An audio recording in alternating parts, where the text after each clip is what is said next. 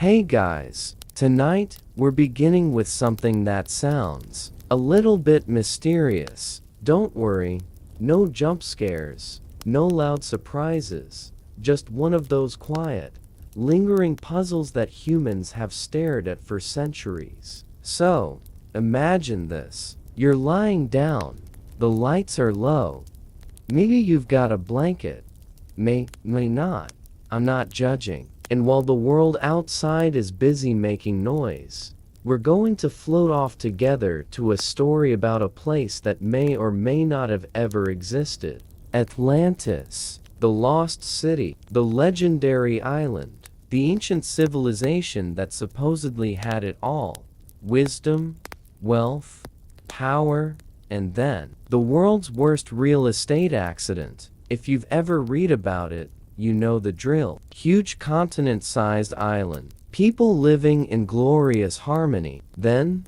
whoops, one natural disaster later, and it's gone, swallowed by the sea like the last piece of bread at a family dinner. But here's the thing. Atlantis is less about history and more about a bedtime story that got really out of hand. And that's exactly what makes it perfect for tonight. Because Atlantis isn't just about one city. It's about people, ancient philosophers, medieval daydreamers, modern treasure hunters, all projecting their weird hopes and fears onto this mythical island. Atlantis is like a historical mirror.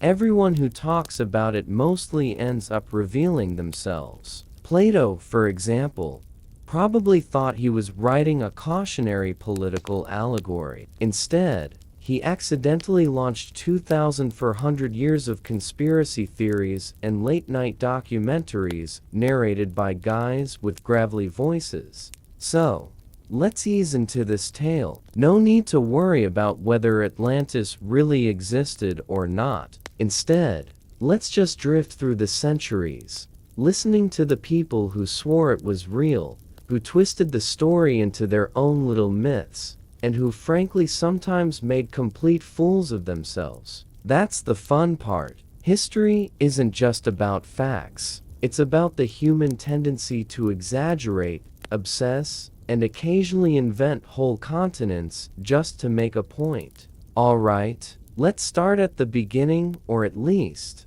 the beginning of where the idea comes from. Picture ancient Athens, around the 4th century BC. Plato, the philosopher, the guy who basically invented Western philosophy's greatest hits, sat down to write a dialogue. And like every philosophy dialogue, it's written in that wonderfully frustrating style where a bunch of characters are talking in circles. This time, in the Timaeus and the Critias, Plato drops this little nugget about a lost civilization. He describes Atlantis as a mighty island beyond the Pillars of Heracles, which, in case your ancient geography is a little rusty, means the Strait of Gibraltar. So, basically, somewhere out in the Atlantic Ocean. Atlantis, according to Plato, was huge. Like, cartoonishly huge. Bigger than Asia and Libya put together, which, just for reference, is a landmass so large you'd think someone, somewhere,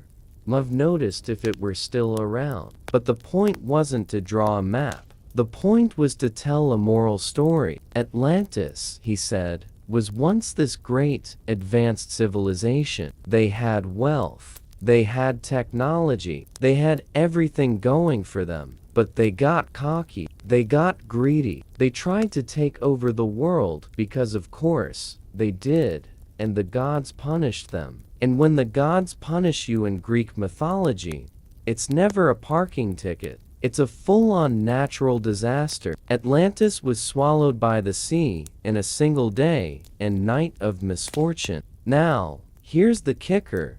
Plato might have just been making it up. In fact, a lot of scholars are pretty sure he was. Atlantis was less of a National Geographic documentary and more of a parable. Think of it as Plato's version of a bedtime story, told with a very heavy moral lesson about hubris and the downfall of civilizations. But humans, being humans, heard moral story about arrogance and immediately went, cool, so where's the treasure map?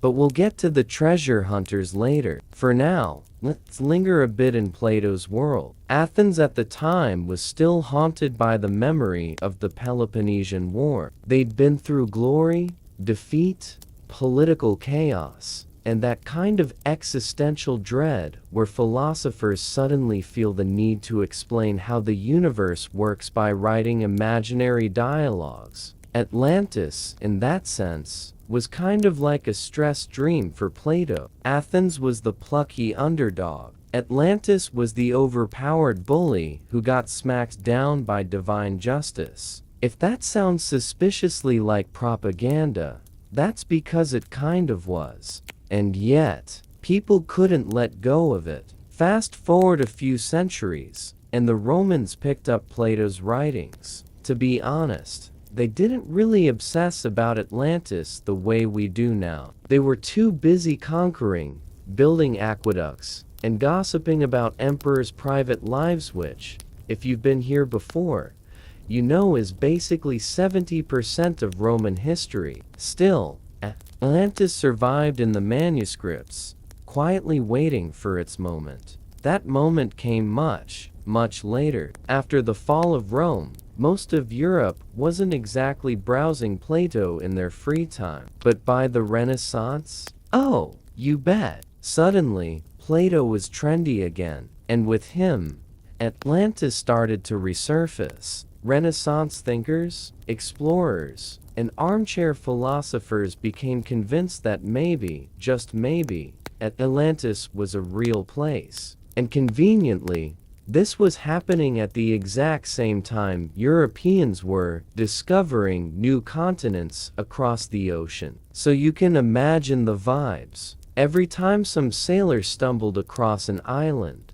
someone back home was like, ah yes, Atlantis, obviously. There's something wonderfully human about that. You find a new place, and instead of giving it a boring name like Island Number 12, you immediately declare, we have found the mythical city of perfection, long lost beneath the sea. You can practically hear the Renaissance conspiracy theorists getting way too excited about it over their wine. And from there, the story only gets weirder. Atlantis turned into a canvas for whatever people wanted to believe in. If you wanted to imagine a golden age of human civilization, Atlantis was it. If you wanted proof that Europe had some kind of destined superiority, you could twist the story into that shape too. And if you just wanted a cool bedtime story about a magical island, well, you got that as well. So, tonight, as we drift along, we'll be wandering through those centuries of obsession. The philosophers, the explorers, the cranks, the mystics, all of them chasing a city that probably never existed, but definitely lived in the human imagination. Let's float forward a little, gently, into the Renaissance,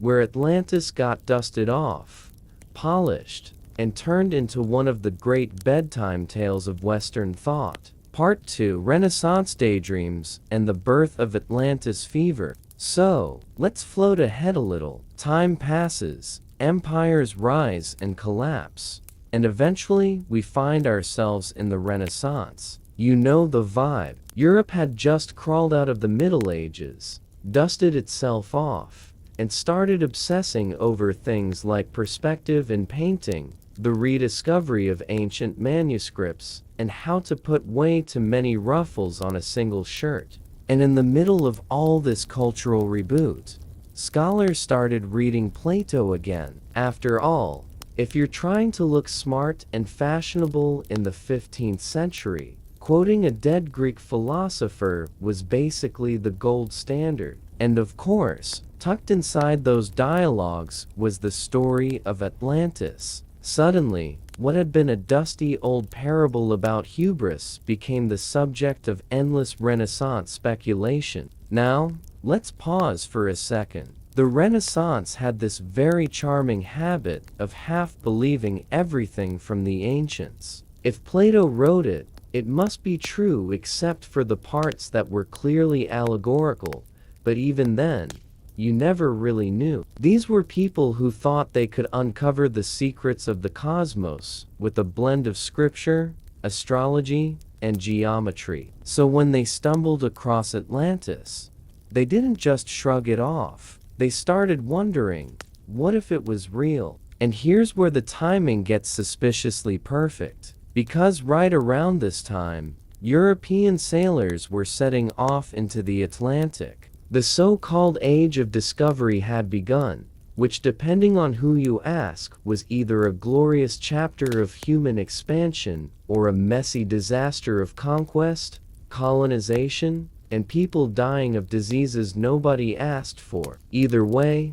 explorers were crossing oceans, coming back with wild tales of lands and peoples that Europeans had never even imagined before. And into this atmosphere of discovery, the story of Atlantis slipped in like an extra shot of espresso. Think about it. You've got sailors returning from the Caribbean saying, "We found islands with strange plants, strange animals, and people living in ways we've never seen before."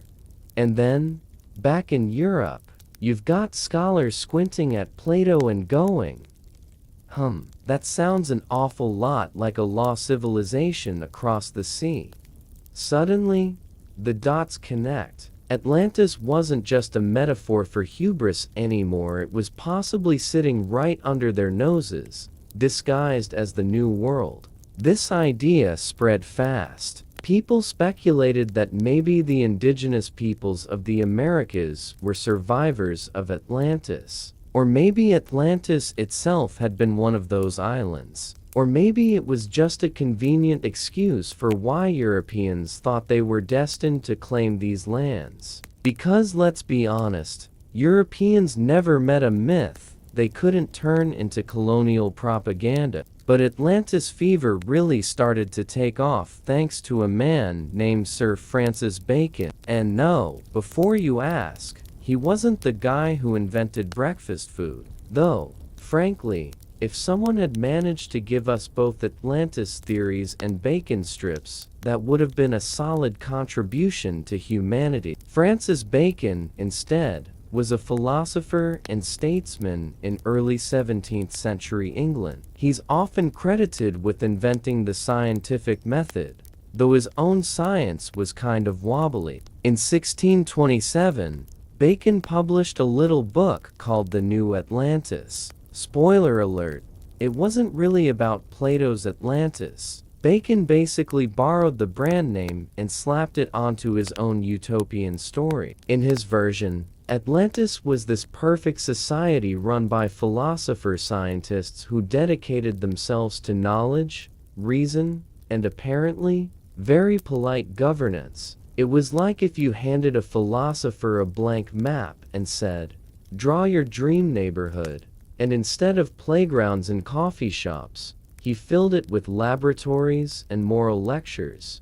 Bacon's New Atlantis wasn't meant to be history. It was more of a wish list, a gentle fantasy of what the world might look like if only scholars were in charge. Which, of course, sounds great until you realize scholars can't even agree on how to use commas. So maybe ruling the world isn't their strong suit. But Bacon's little utopia added fuel to the fire. It made Atlantis seem less like a moral fable and more like a blueprint for the future. Meanwhile, across Europe, other thinkers were doing their own spins. The Jesuits, for example, who were basically the Renaissance equivalent of the overachieving kids in class, started wondering if Atlantis might tie into biblical stories. Some suggested that Atlantis was actually the same thing as the biblical Garden of Eden, or maybe the lost land of Ophir mentioned in the Old Testament. Others decided it must be connected to Noah's flood, because apparently every historical mystery in Europe eventually got tied back to Noah's flood. And then there were the amateur historians who looked at every half-sunken ruin or weird rock formation and declared, "Ah yes, Atlantis, obviously, If you've ever seen those history shows where someone points at a blurry photo of a rock underwater and insists it's an ancient pyramid, congratulations, you've just met the Renaissance version of that. One of my personal favorites in this category was a Swedish scholar named Olaus Rudbeck. In the 1600s, he became absolutely convinced that Atlantis wasn't in the Atlantic at all. No, it was in Sweden. Yes, Sweden. His reasoning? Sweden was obviously the birthplace of civilization because, well, because he said so. He wrote a massive 4-volume book called Atlantica that argued Sweden was not only Atlantis, but also the origin of Greek, Roman, and Egyptian culture, which is kind of like me declaring that my backyard is the birthplace of Starbucks, just because I drink a lot of lattes there. Rudbeck's theory didn't exactly take the world by storm, but it does illustrate something about Atlantis. It's a blank canvas. People project whatever they want onto it. If you're English and dreaming of enlightened scientists ruling the world, you write the new Atlantis. If you're Swedish and want to feel important, suddenly Sweden is the cradle of civilization. If you're Spanish in the age of conquest, maybe Atlantis is hiding in the Americas, waiting for you to rediscover it. The irony is, nobody ever really agreed on what Atlantis was supposed to be. Was it a real historical civilization, drowned in a cataclysm? Was it an allegory for political hubris? Was it a utopia, a lost paradise, or just a fun bedtime story? The answer, of course, is yes. Atlantis has been all of those things, depending on who's talking. And while Europe was busy debating, ordinary people were also falling under its spell. Stories of Atlantis began popping up in travel literature, in speculative histories, and even in maps. Some cartographers, bless their hearts, actually tried to draw Atlantis onto world maps, usually as a giant blob floating in the Atlantic. Because nothing says serious scholarship like inventing a whole island and just penciling it in. The more the new world unfolded, the more Atlantis fever spread. Every new discovery, pyramids in Mesoamerica, vast cities in South America, elaborate temples, got folded into the legend. Europeans couldn't quite believe that indigenous civilizations had built these things without European input, so naturally, they reached for Atlantis as a kind of cheat code. Oh, clearly, these must be survivors of Atlantis, passing down their superior knowledge. Never mind that the Maya, Aztec, and Inca managed to build extraordinary societies all on their own. Europeans just couldn't resist adding a mythical lost continent to the mix. And yet, for all the speculation, for all the wild theories, Atlantis still remains stubbornly absent. Nobody ever found it, which is probably why it kept its grip on the imagination. Because if you actually found Atlantis, if it turned out to be just some soggy ruins on the ocean floor, then the mystery would vanish. And humans love mysteries way more than solutions. So, as we sink further into the story tonight, we'll keep watching how Atlantis was reimagined and repurposed. We'll float from the Renaissance dreamers to the Enlightenment thinkers, and then into the 19th century, when Atlantis fever hit a whole new level of eccentricity. For now, just remember this: Atlantis is less about the past and more about the present. Every generation remakes it in their own image, and the Renaissance image of Atlantis was one of utopia, colonial justification, and occasionally very misplaced national pride. Alright, let's drift a little further along, into the Enlightenment, where Atlantis stopped being just a Renaissance daydream and became a scientific obsession complete with pseudoscience, weird maps, and some very confident men in wigs. Part 3: Enlightenment Obsessions and Scientific Looking Atlantis. So, we've made it out of the Renaissance. People are painting ceilings. Explorers are bumping into continents they didn't know were there. And everyone has at least one theory about where Atlantis might be hiding. But then, the 17th and 18th centuries roll in the Enlightenment. And if the Renaissance was like a group of wide-eyed dreamers at a costume party, the Enlightenment was like their more uptight cousin who insists on labeling the wine glasses by chemical composition. This was the age of reason, the age of science, and the age where, if you didn't wear a powdered wig, you were probably underdressed. Naturally, Atlantis didn't vanish in all this rational noise. Oh no, it simply got a makeover. The story was too irresistible to abandon. Instead, people started trying to explain it in ways that sounded scientific, or at least scientific for the 1700s, which is basically a polite way of saying a mix of clever guesses,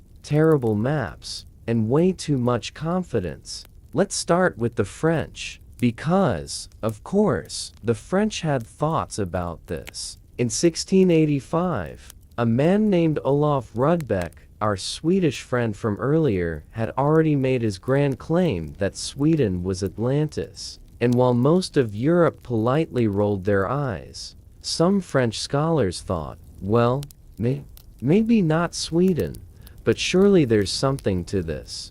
The French were big on systematizing everything. If they could catalog plants and insects, why not lost continents? Then there was the great flood of theories tying Atlantis to biblical stories. Because the Enlightenment, for all its emphasis on reason, was still tangled up with religion. A favorite pastime of scholars was trying to fit every scrap of ancient myth neatly into the Bible, like forcing puzzle pieces that didn't belong. Atlantis, naturally, became linked to Noah's flood. Maybe the flood that wiped out humanity was the same catastrophe that sank Atlantis. Maybe Atlantis was the land of the pre-flood patriarchs. Maybe it was both. Scholars didn't agree, but they sure loved publishing books about it. Meanwhile, explorers were adding fuel to the fire. The Americas had been thoroughly discovered by this point again, from the European perspective, and every time a ruin or artifact turned up, it was tempting to file it under possible Atlantis evidence. Mesoamerican pyramids, clearly remnants of Atlantean architecture, intricate calendars, advanced Atlantean science, a society with complicated social hierarchies, definitely descended from Atlantis. Forget giving indigenous peoples credit for their own civilizations. Europeans preferred the bedtime story that it all came from a lost continent. One particularly enthusiastic believer was a French scholar named Jean-Sylvain Bailly. Bailly is better known today as an astronomer and one of the early figures of the French Revolution because, of course, history is full of people who moonlighted as both scientists and political firebrands. But in the 1770s,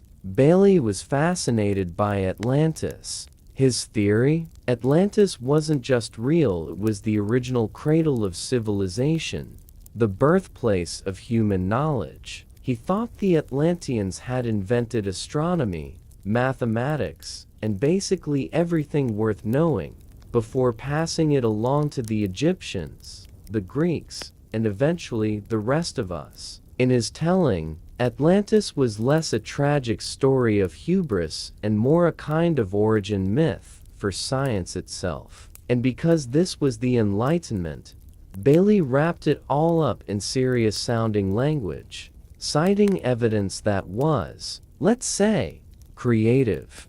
Bailly eventually suggested that Atlantis might have been located somewhere near the Arctic, in a land now frozen over, because nothing says scientific reasoning like moving a lost continent to the North Pole. His big mistake was debating the matter with Voltaire's successor, a man named Buffon, who was an actual heavyweight in natural history. Buffon basically tore Bailly's ideas apart. and poor Bailey's Atlantis dream never really recovered. But still, the fact that leading French intellectuals were arguing about this in the 1770s tells you just how sticky the Atlantis legend had become. And then, of course, there was the grand Enlightenment habit of making maps. Oh, the maps. Nothing was too outlandish to be penciled in. Some cartographers drew Atlantis as a giant island in the middle of the Atlantic, sometimes shaped like a blob, sometimes shaped like a rectangle, and once even drawn to resemble the Iberian Peninsula, just, floating in the ocean. A few brave mapmakers even tried to connect Atlantis to the Azores, Canary Islands, or Madeira, suggesting those were the mountain peaks of the sunken continent still poking above the waves. It's the kind of idea that sounds fun at dinner parties, but less convincing if you've ever actually seen those islands and noticed they don't look like the tips of a drowned supercontinent. But hey, accuracy wasn't really the goal here. The goal was mystery, and Enlightenment thinkers, for all their rational talk, loved a good mystery as much as anyone else. Meanwhile, in Britain, the Atlantis myth took on a more eccentric flavor. Some English thinkers tied Atlantis to the Druids, suggesting that Stonehenge was an Atlantean outpost. Others connected it to Celtic myths,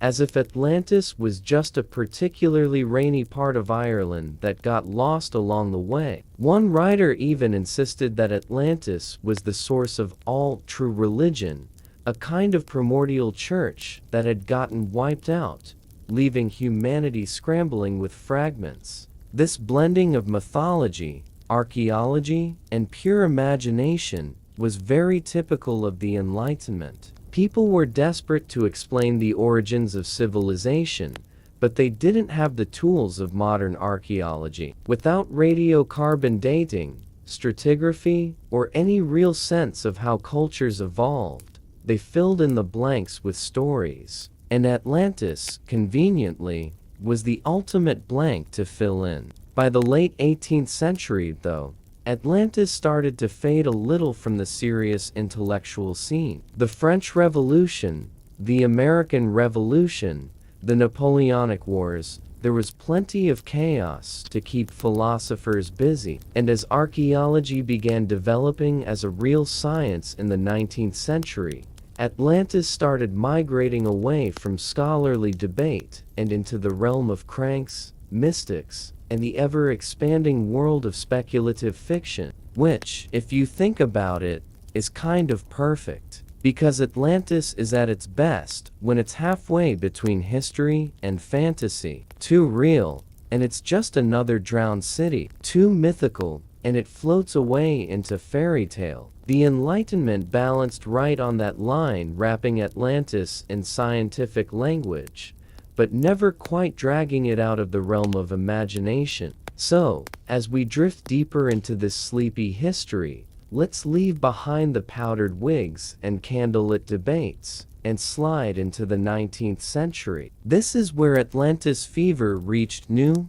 glorious heights. Amateur archaeologists, occultists, and eccentric gentlemen with too much time on their hands started publishing books that would redefine Atlantis for the modern imagination. Because if you thought Atlantis is in Sweden was a stretch, wait until you meet the Victorians. Part 4. The Victorians, Theosophists, and Atlantis Mania. So, we've passed through the Enlightenment. The wigs are powdered, the maps are misleading, and the scholars have argued themselves into exhaustion. By the early 19th century, Atlantis wasn't really a hot topic in serious academic circles anymore. But, as with so many things in history, once the serious people get bored, the eccentrics come rushing in. And the Victorians? Oh, they loved a good eccentric idea. The 19th century was basically a golden age of speculative history. This was the era of gentlemen archaeologists digging around ancient ruins with more enthusiasm than training. The era of spiritualists holding SANCs in candlelit parlors. The era where the line between science and pseudoscience was blurry enough that you could publish a book on Atlantis, sell thousands of copies, and be taken halfway seriously. And right at the center of this Atlantean revival was a man named Ignatius Donnelly. If Plato had lit the match and the Enlightenment had waved it around, Donnelly was the one who poured gasoline all over it. Ignatius Donnelly was an American congressman, writer, and professional enthusiast. In 1882, he published a book called Atlantis, the Antediluvian World. And in case you don't speak Victorian title, antediluvian means before the flood. Donnelly's theory was simple, dramatic, and perfect for bedtime speculation. Atlantis was real, it was advanced, and it was the mother civilization of all others. According to Donnelly, the people of Atlantis had invented agriculture, metallurgy, architecture, you name it. When their continent sank, survivors fled across the globe, bringing civilization to Egypt, Mesopotamia, India, and the Americas. Basically, anytime Donnelly saw two cultures with vaguely similar ideas like pyramids or flood myths, he decided it was proof of a common Atlantean origin. Now, to modern ears, this might sound a little stretchy, like, yes, pyramids exist in Egypt and Mesoamerica, but building a tall triangle isn't exactly an impossible coincidence. It's just what happens when you try stacking rocks in the most stable way. But Donnelly wasn't bothered by details like physics. He was more interested in creating a sweeping narrative that explained everything at once. And for a public hungry for mystery, his book was irresistible. Atlantis, the Antediluvian World, became wildly popular. It was translated, reprinted, and widely read, inspiring generations of dreamers, mystics, and, let's be honest, conspiracy theorists. Donnelly didn't stop there either. He later published Ragnarok, the Age of Fire and Gravel, which argued that a giant comet had once struck the Earth and wiped out early civilizations. He really had a thing for catastrophes, but Atlantis remained his big claim to fame. The Victorians, of course, ate it up. This was a society obsessed with origins. They were digging up ancient fossils, deciphering Egyptian hieroglyphs, and trying to fit Darwin's unsettling ideas about evolution into their worldview.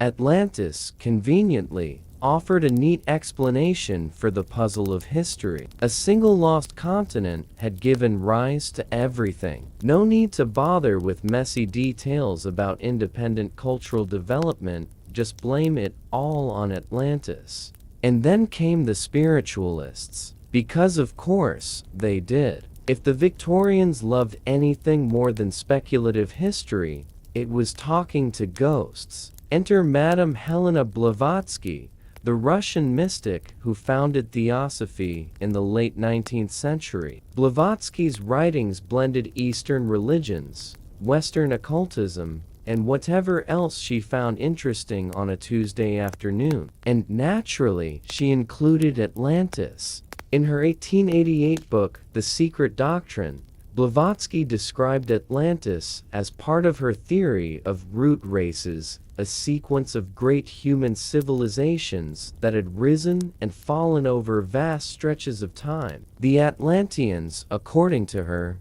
were the fourth root race. They were advanced, psychic, and spiritually powerful, until, of course, they fell into corruption and destroyed themselves. Now, Blavatsky's theories were, let's call them creative. They involved cosmic cycles, mystical masters, and entire continents sinking and rising like yo-yos. but her writings had a huge impact on late 19th and early 20th century occult movements. Suddenly, Atlantis wasn't just a lost island, it was a stage in humanity's mystical evolution, with esoteric secrets waiting to be rediscovered. This blending of pseudoscience and spirituality gave Atlantis a whole new afterlife. It wasn't just about where civilization came from anymore. It was about destiny, reincarnation, psychic powers, and whatever else your aunt's circle could dream up. Atlantis became a kind of spiritual brand name, a shorthand for a golden age, a lost wisdom, a paradise ruined by human flaws. And if you're wondering whether this ever veered into less wholesome territory, the answer is unfortunately yes. Some thinkers twisted the idea of root races and Atlantean superiority into early versions of racial theories that would later feed into dangerous ideologies. But for now, in the Victorian parlor rooms and spiritualist gatherings, Atlantis mostly floated along as a mystical bedtime story, half fairy tale, half philosophy. The thing is, Atlantis is most powerful when it's not found. The mystery is the point. Donnelly's sweeping histories, Blavatsky's mystical cycles, the endless maps and sketches, they all work because Atlantis remains just out of reach. It's a bedtime story you can't quite finish,